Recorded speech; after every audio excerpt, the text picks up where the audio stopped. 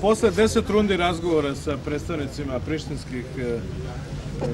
organa privremene samouprave, Catherine Ashton je kao posrednik u dijalogu ponudila finalnu verziju dokumenta o kojem će se strane izjasniti u narednim danima. Ja sam danas u ime delegacije Srbije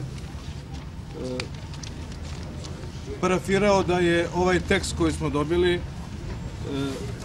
da je ovo predlog teksta o čijem prihvatanju ili odbijanju će se izjasniti obe strane. Znači,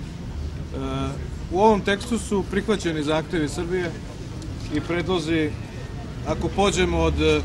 predprošlog sastanka, kada smo mi odbili ponuđeni predlog, Srbija je tada postavila nekoliko zahteva za koje smo smatrali da bi morali da budu ispunjeni da bismo mi prihvatili predlog sporazuma. Pre svega je tu bilo reči o policiji, pravosuđu, o ingerencijama zajednice vezano za obrazovanje, zdravstvo, kulturu i tako dalje, prostorno planiranje i za garantovanje za neprisustvo kosovske vojske, neke buduće, na prostoru severa Kosova i Metohije.